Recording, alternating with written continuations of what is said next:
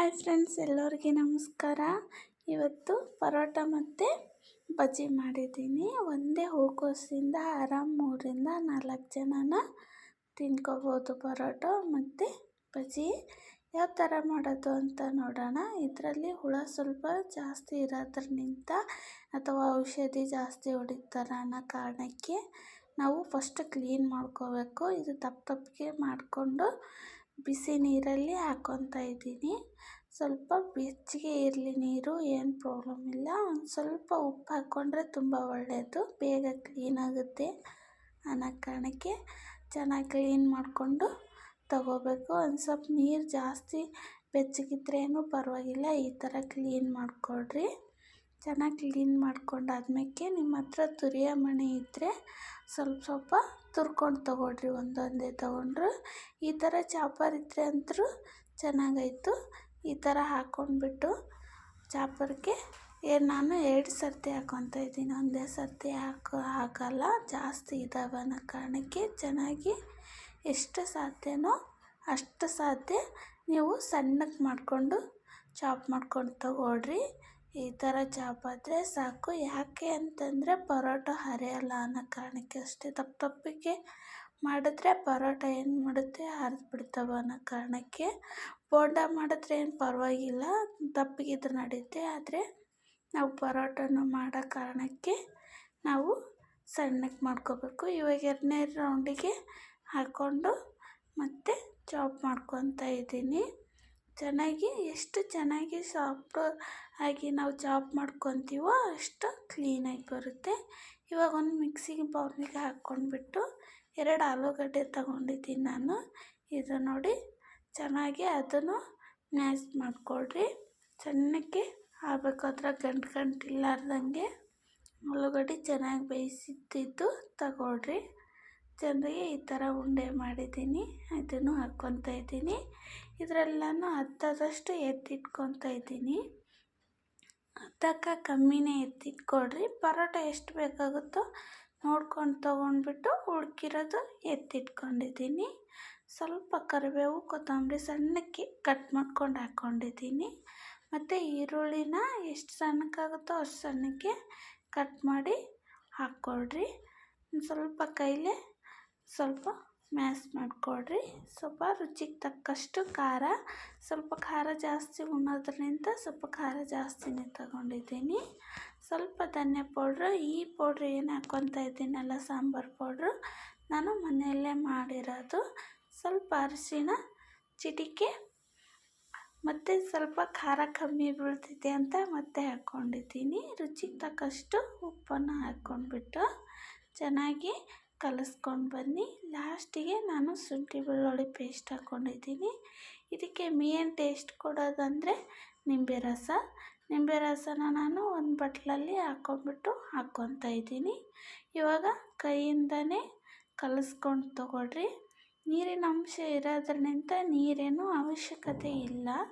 ಆದರೆ ಬೇಕನ್ನಿಸಿದ್ರೆ ಮಾತ್ರ ನೀವು ಒಂಚೂರು ನೋಡಿಬಿಟ್ಟು ಹಾಕ್ಕೋಬೇಕು. ಇಲ್ಲಾಂದರೆ ತೆಳು ಆದರೆ ಮಾತ್ರ ಪರೋಟ ಬರಲ್ಲ ಅನ್ನೋ ಕಾರಣಕ್ಕೆ. ಇವಾಗ ನನ್ನ ಮಗಳಿಗೆ ಹೊಟ್ಟೆ ಹಸ್ತಿದೆ ಅಂತ ಫಸ್ಟ್ ಅವಳಿಗೆ ತೀಡ್ಕೊಟ್ಟೆ. ಒಂದು ಹಿಟ್ಟನ್ನ ನಾದ್ಕೊಂಡು ಇಟ್ಕೊಂಡಿದ್ದೀನಿ. 1 ಅವರ್ ಆದಮೇಲೆ ಮಾಡ್ಕೊಂಡು ತಗೊಳ್ರಿ. ಒಂದು ನಿಂಬೆ ಗಾತ್ರದಷ್ಟು ಗೋಧಿ ಹಿಟ್ಟನ್ನ ತಗೊಂಡು ಈ ಥರ ಪೊಗಣಿ ಮಾಡ್ದಂಗೆ ಮಾಡಿ ಅದ್ರಾಗ ಸ್ವಲ್ಪ ಸ್ಪೂನಿನ ಸಹಾಯದಿಂದ ತುಂಬ್ಕೊಂಡು ಬನ್ನಿ, ಅಂದರೆ ಚೆನ್ನಾಗಿ ತುಂಬುತ್ತೆ ಅನ್ನೋ ಕಾರಣಕ್ಕೆ. 2 ಸ್ಪೂನ್ದಷ್ಟು ಮಸಾಲೆ ಏನು ಮಾಡಿಟ್ಕೊಂಡಿದ್ವಲ್ವ ಅದನ್ನು ಹಾಕ್ಕೊಂಡ್ಬಿಟ್ಟು ಚೆನ್ನಾಗಿ ಹೋಳಿಗೆ ಹೆಂಗೆ ತುಂಬ್ತೀವಲ್ವ, ಹೋಳಿಗೆ ಮಾಡುವಾಗ ಆ ಥರ ತುಂಬಿಕೊಂಡು ಕೆಳಗಡೆ ಮೇಲ್ಗಡೆ ಹಿಟ್ಟನ್ನ ಹಚ್ಕೊಂಡು ಸ್ವಲ್ಪ ನಿಧಾನಕ್ಕೆ ತೀಡ್ಕೊಂಡು ಬಂದರೆ ಬಿಸಿ ಬಿಸಿಯಾದಂಥ ಪರೋಟಕ್ಕೆ ರೆಡಿ ಆಯಿತು. ನಿಮಗೆ ಎಷ್ಟು ದಪ್ಪ ಬೇಕೋ ಅಷ್ಟು ದಪ್ಪ ಮಾಡಿಕೊಡ್ರಿ. ನಾನು ಸಣ್ಣಕ್ಕೆ ಇಷ್ಟಿಷ್ಟೇ ಮಾಡ್ಕೊತಾ ಇದ್ದೀನಿ. ಇವಾಗ ಇದು ಕಾದಿರೋ ಹಂಚಿಗೆ ಹಾಕಿದ್ರೆ ಆಯಿತು. ಇನ್ನೊಂದು ಮಾಡಿ ತೋರಿಸ್ತಾ ಇದ್ದೀನಿ ನೋಡಿ.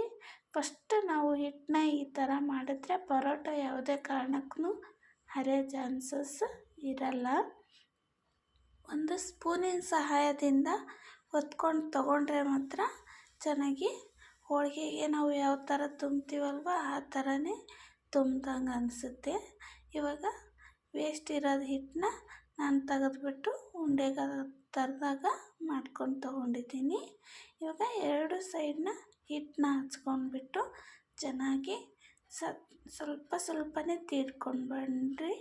ಯಾಕಂದರೆ ಚಪಾತಿ ತೀಡ್ದಂಗೆ ತೀಡಿದ್ರೆ ಏನಾಗಿಬಿಡುತ್ತೆ, ಪರೋಟ ಹರ್ಕೊಂಡ್ಬಿಡುತ್ತೆ ಅನ್ನೋ ಕಾರಣಕ್ಕೆ.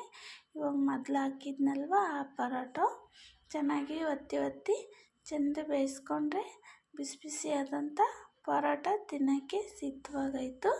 ಇವಾಗ ಇನ್ನೊಂದು ಹಾಕ್ಕೊತಾ ಇದ್ದೀನಿ. ಇವಾಗ ಹಾಕ್ಕೊಂಡ್ಬಿಟ್ಟು ಸುತ್ತ ಎಣ್ಣೆ ಹಾಕ್ಕೊಂಡ್ಬಿಟ್ಟು ಮೇಲ್ಗಡೆ ಇಷ್ಟು ಎಣ್ಣೆ ಹಾಕ್ಕೊತಾ ಇದ್ದೀನಿ. ಹಾಕ್ಕೊಂಡು ನಾವು ಯಾವುದೇ ಅಡುಗೆ ಮಾಡಲಿ ಹರಿಲಾರ್ದೆ ಇರಲಿ, ಆದರೆ ನಾವು ಸುಡೋದ್ರ ಮೇಗೆ ಆ ಟೇಸ್ಟ್ ಇರುತ್ತೆ. ಮಸಾಲೆ ಎಲ್ಲ ಚೆನ್ನಾಗಿ ಹಾಕಿಬಿಟ್ಟು ಹಸಿ ಬಿಸಿ ಬೇಯಿಸಿದ್ರೆ ಮಾತ್ರ ಟೇಸ್ಟ್ ಹತ್ತಲ್ಲ. ಇನ್ನು ಬೋಂಡ ಮಾಡ್ಕೊತಾ ಇದ್ದೀನಿ. ಸೇಮ್ ಏನಂತಾರೆ ಗೋಬಿ ಮಂಚೂರಿ ತಿಂದಂಗೆ ಆಗುತ್ತೆ. ಇವಾಗ ಅದು ಎತ್ತಿಟ್ಕೊಂಡಿದ್ವಲ್ವ ಆಗಲೇ ಮಾಡಿರೋದು, ಅದಕ್ಕೆ ಸಣ್ಣಕ್ಕೆ ಕಟ್ ಮಾಡಿದಂಥ ಈರುಳ್ಳಿ ಹಾಕ್ಕೊತಾ ಇದ್ದೀನಿ. ಕೊತ್ತಂಬರಿ ಕರಿಬೇವು ಹಾಕ್ಕೊತಾ ಇದ್ದೀನಿ ಸಣ್ಣಕ್ಕೆ ಕಟ್ ಮಾಡಿ. ಮತ್ತು ಒಂದು ಸ್ವಲ್ಪ ಕಾರ್ನ್ಫ್ಲೋರ್ನ ಯೂಸ್ ಮಾಡಿದ್ದೀನಿ. ಕಾರ್ನ್ಫ್ಲೋರ್ ಆದಮೇಲೆ ಸ್ವಲ್ಪ 2 ಸ್ಪೂನ್ದಷ್ಟು ಕಾರ್ನ್ಫ್ಲೋರು, 2 ಸ್ಪೂನ್ದಷ್ಟು ಅಕ್ಕಿ ಹಿಟ್ಟು ಇರಲಿಲ್ಲ ಅಂತಂದರೆ ಮೈದಾ ಹಿಟ್ಟನ್ನ ಹಾಕ್ಕೊಳ್ಳಿ. ಸ್ವಲ್ಪ ಖಾರದ ಪುಡಿ ಮತ್ತು ಉಪ್ಪು, ಸ್ವಲ್ಪ ಗರಂ ಮಸಾಲಾನ ಯೂಸ್ ಮಾಡಿರಿ. ಬೇಕಿದ್ದರೆ ಮಾತ್ರ ಮಸಾಲೆ ಹಾಕ್ಕೊಡ್ರಿ, ಬೇಡ ಅನಿಸಿದ್ರೆ ಬೇಡ. ಮಸಾಲೆ ಯೂಸ್ ಮಾಡಿದ್ರೆ ಸೇಮ್ ಗೋಬಿ ಮಂಚೂರಿ ತಿನ್ನಂಗೆ ಟೇಸ್ಟ್ ಕೊಡುತ್ತೆ ಅನ್ನೋ ಕಾರಣಕ್ಕೆ ಇದನ್ನು ನಾನು ಕಲಿಸ್ಕೊಂಡಿದ್ದೀನಿ. ನೀರಿನ ಅವಶ್ಯಕತೆ ಇದೆ, ಅದಕ್ಕೆ ಒಂಚೂರು ನೀರನ್ನ ಹಾಕ್ಕೊಂಡು ತಗೊಳ್ರಿ. ಈ ಥರ ಆದರೆ ಸಾಕು. ಒತ್ತಾಟಿ ನಾನು ಎಣ್ಣೆ ಕಾಯಕ್ಕೆ ಇಟ್ಕೊಂಡಿದ್ದೆ. ಎಣ್ಣೆಯಲ್ಲಿ ಒಂದು ಚೂರನ್ನೇ ಬಿಟ್ಕೊತ ಹೋದರೆ ಬಿಸಿ ಬಿಸಿಯಾದಂಥ ಬೋಂಡ ರೆಡಿ ಆಯಿತು. ನೀವು ಒಂದು ಸರ್ತಿ ತಂದರೆ 2 ರೆಸಿಪಿನ ಆರಾಮಾಗಿ ಮಾಡ್ಕೋಬೋದು. ಹೂಕೋಸಿಂದ ಈ ಗೋಬಿನೇ ಮಾಡ್ಕೋಬೇಕು, ಪಲ್ಯನೇ ಮಾಡ್ಕೋಬೇಕು ಅನ್ನೋದೇನಿಲ್ಲ. ಪರೋಟ ಮತ್ತು ಈ ಥರ ಬೋಂಡನೂ ಮಾಡ್ಕೋಬೋದು. ನಿಮಗೆ ಇಷ್ಟ ಆದರೆ ಒಂದು ಸರ್ತಿ ಮಾಡಿಕೊಂಡು ಊಟ ಮಾಡಿ ಹೇಗಿದೆ ಅಂತ ಕಮೆಂಟ್ ಬಾಕ್ಸಲ್ಲಿ ಬರೀರಿ. ಇಷ್ಟ ಆದರೆ ಶೇರ್ ಮಾಡಿ, ಲೈಕ್ ಮಾಡಿ ಮತ್ತು ಸಬ್ಸ್ಕ್ರೈಬರ್ ಆಗಿ. Thank you for watching. ಅಷ್ಟೊತ್ತಿಗೆ ನನ್ನ ಮಕ್ಕಳು ಇಬ್ಬರು ಆಟ ಆಡ್ತಾಯಿದ್ರು. ಮಂಡಕ್ಕಿನ ಕೊಟ್ಬಿಟ್ಟು ಕುಂದ್ರಿಸಿದ್ದೆ. ಇವಾಗ ಬೇರೆ ಕುಂದ್ರೋದು ಕಲಿತ್ಬಿಟ್ಟವನೇ. ತುಂಬ ಖುಷಿ ಆಗ್ತೈತೆ. ಯಾಕಂದರೆ 8 ತುಂಬಿ 9 ಬಿದ್ದ ಮೇಲೆ ಕುಂದ್ರಕ್ಕೆ ಸ್ಟಾರ್ಟ್ ಮಾಡೋನೆ ಅನ್ನೋ ಕಾರಣಕ್ಕೆ ತುಂಬ ನಿಧಾನಕ್ಕೆ ಹೊಟ್ಟೆ ಇಳ್ದ ನಿಧಾನಕ್ಕೆ ಕೂತ್ಕೊಂಡ. ಬೇಜಾರಾಗ್ಬಿಡ್ತು. ಯಾಕಂದರೆ ನನ್ನ ಮಗಳು ಇಷ್ಟೊತ್ತಿಗೆ ನಡೀತಾಯಿದ್ರು ಗೋಡೆ ಹಿಡ್ಕೊಂಡು. ದೊಡ್ಡವಳು ಇವನು ಚಿಕ್ಕವನು ಯಾಕೆ ನಿಧಾನಕ್ಕೆ ಮಾಡ್ತಾ ಇದ್ದಾನೆ ಅಂತ ಬೇಜಾರಾಗಿತ್ತು. ಇವಾಗ ಪರವಾಗಿಲ್ಲ. ಇನ್ನು ನಮ್ಮ ಮನೆಗೆ ನಮ್ಮ ತಂಗಿ ಬಂದಾಗ ಒಂದು ಸರ್ತಿ ಪುಂಗ್ರಾಜ್ದು ಬೀಜನ ಹಾಕಿದ್ಲು. ಅದು ನೋಡಿ ಎಷ್ಟು ಚೆನ್ನಾಗಿ ಬಂದಿದೆ ಗಿಡ ಅಂತ. ಈ ಗಿಡದಿಂದ ಎಣ್ಣೆನ ಮಾಡಿದ್ದೀನಿ. ಮುಂದಿನ ಭಾಗದಲ್ಲಿ ಹಾಕಿದ್ದೀನಿ, ನೋಡ್ಬೋದು ನೀವು ಬೇಕಾದರೆ. ಇವಾಗ ನೋಡಿ ಒಂದು ಬೀಜ ಹಾಕಿಬಿಟ್ಟಿದ್ದೆ, ಅದೇ ಬೀಜನ ನಾನು ಅದರೊಳಗೇ ಹಾಕ್ಕೊತಾ ಇದ್ದೀನಿ. ಮತ್ತು ಅದು ಗಿಡ ನಡುತ್ತೆ ಅನ್ನೋ ಕಾರಣಕ್ಕೆ. ಇಷ್ಟ ಇದ್ದರೆ ನೆಕ್ಸ್ಟ್ ವಿಡಿಯೋದಲ್ಲಿ ಹಾಕಿರ್ತೀನಿ, ಚೆಕ್ ಮಾಡ್ಕೊಳ್ಳಿ. Thank you.